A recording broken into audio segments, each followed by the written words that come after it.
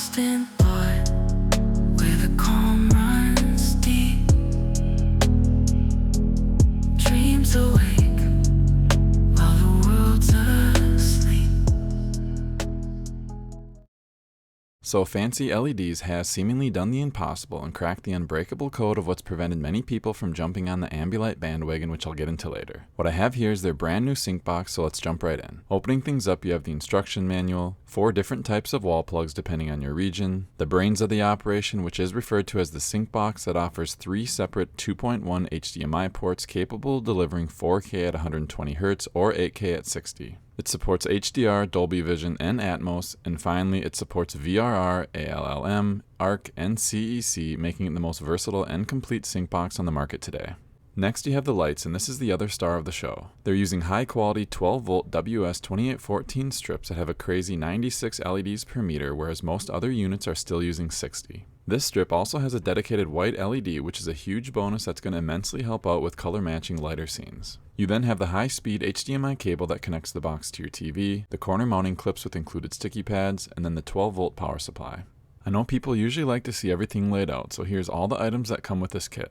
Now to get things set up, you certainly don't have to take your TV down, but to make it easier for you all to see what's going on, I'll take it off the mount and set it on the floor. This setup is hot off the press, and I still need to take the plastic off the screen, but I wanted to wait until I did this so I didn't have to wipe off a bunch of fingerprints. And for context, my old Vizio 65-inch broke about a year ago, and I've been saving up since then, and finally, after going back and forth between the LG C4 and the Sony Bravia 8, I ended up going with Sony. So I'm going to start by adding the 4 corner pieces to the TV, and one thing I liked that they did was make these flexible, since many TVs, including this one, has slight curves around the edges. Next, we can get the LED strip installed, and what I love about this system is it's not a preset length depending on the size of your TV, which often leads to the lights not extending to the very edges. This is a continuous roll of LEDs that will cover every inch of space around the back. You can either start on the bottom left or bottom right and then go up and around. As I work my way up to the first corner, you'll see how the corner clips act as a guide to add a slight bend to the strip to make the turn. I'll continue along the way and finish up the last 2 turns before going down the home stretch. Once you get back to the beginning, you can cut the leftover LEDs off at any of the copper pad cut points along the strip. I'll zoom in a little closer so you can see how it looks. Now this is completely off topic, but I couldn't help myself. I took the leftover part of the LED strip that I just cut off and soldered on a JST connector. This is actually extremely easy to do, and I made a complete how to solder video for beginners that I highly recommend watching if this is ever something you're interested in trying. Once that was done, I took this new controller that I recently found on Amazon that works with either 5 or 12 volt strips by simply flipping the switch to whatever voltage you need, plugging in the power, connecting the lights, and you're all set. And again, since they are using some WS2814 strips in the WLED program, I can set the color order to BRG, swap the WNG, and I'm now able to use the leftover part of the lights in any other project I might do down the road. If you've never heard of WLED, it's a free program that you can use to control many different types of addressable lights just like I'm doing now. And if this looks fun, make sure to check out my channel because I've done many videos on this topic that I'm sure you'd enjoy. From here, I'll be getting the TV back on the wall mount in order to get everything plugged in. The first thing I'll do is plug in the included HDMI cord into the back of my TV and then connect it to the sync box using the far right port. Then I can plug in the LED strip into the USB-C slot like I'm doing now, get the power connected, and then connect up to 3 HDMI devices to the open slots. I'll be running my NVIDIA Shield and PS5 through here for testing. And depending on how much anxiety cables give you, you might want to tidy things up back here, but for me, as long as I can't see anything from the front, I'll sleep just fine at night. Now, once you download and set up the FancyLED app, the first thing you want to do is go to your settings and then select the correct orientation for where you installed the lights. Then, for when HDR content is being displayed, it lets you choose low, medium, or high saturation. And I thought high looked the best, so that's what I went with. Next, under the Sync tab, definitely play around with these settings, but I personally thought the sweet spot was brightness around 75%, diffusion mode set to high, and speed of diffusion around 60%. So the first thing I want to go over is how this performs in its primary responsibility, which is to replicate the colors on the screen as accurately as possible. And I won't leave you guessing, because when you combine the 96 LED per meter strip density with the ability to tap into a dedicated white light, you have bar none the best looking color matching capabilities of any sync box I've ever used. I had over 6 hours of demo footage recorded, and no matter what type of image or video was being displayed on the screen, I was constantly blown away at how perfectly the colors matched. And yes, you're absolutely going to want to go back and rewatch all your favorite shows or movies, or put on your favorite lo-fi channel and enjoy the added ambiance that these lights add to the space.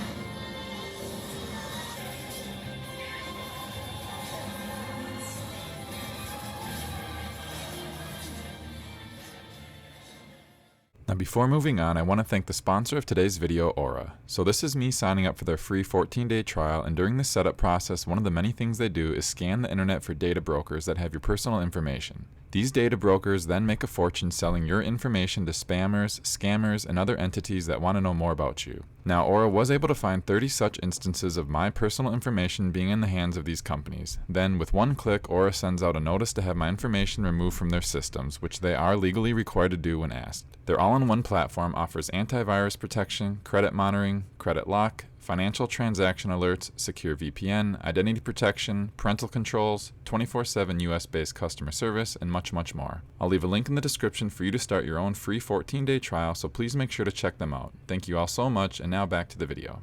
The next thing I want to cover that's important to me is how are the lights able to perform when parts of the screen are darker or altogether black. If the screen is black, I want the lights to be completely off in that area, which other products have struggled with. You'll see that this kit is able to handle darker or black parts of the screen to perfection, with either lowering the brightness of the lights when the colors on the screen are dimmer, or altogether turning the lights off when the screen is extremely dark. In my mind, this performs in this area exactly how I want it to, which further adds to the immersive experience.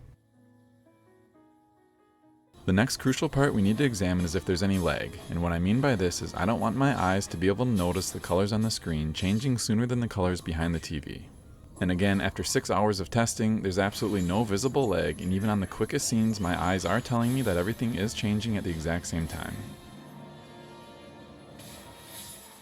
Moving on to one of the biggest areas that sync boxes have struggled with is the light behind the TV becoming washed out when watching HDR content. Here I'm playing Lion King on Disney Plus with Dolby Vision enabled, and as you can see, the colors remain vibrant and saturated while HDR content is being displayed.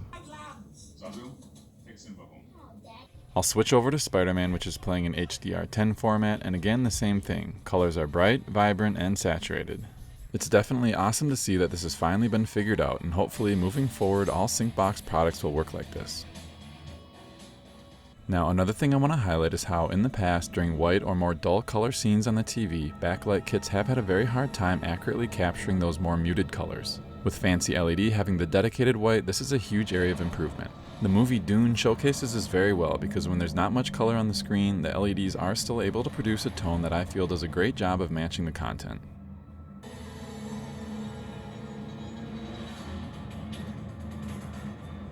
And finally, I fired up the PlayStation 5 and I'm happy to report that it does what it says it can do in supporting 4K gaming at 120Hz along with all the other features such as variable refresh rate, auto low latency mode, and HDR. Here I'm running Spider-Man 2, and as you can see, VRR is turned on, we have 4K resolution at 120Hz, plus HDR is enabled. I know this is going to make a lot of people happy as it was the #1 reason gamers have either opted not to pull the trigger on a sync box or had to go with a camera-based system.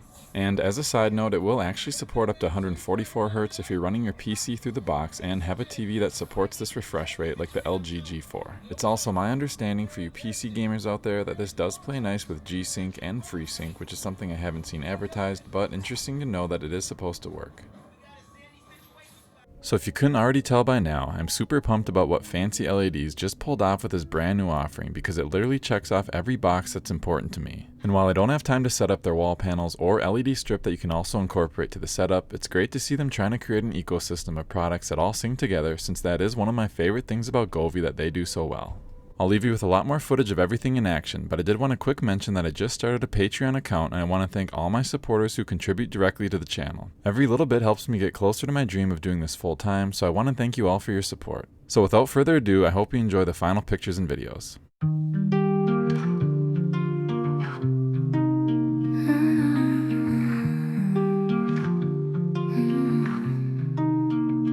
I know you're gone, not coming back. Life took a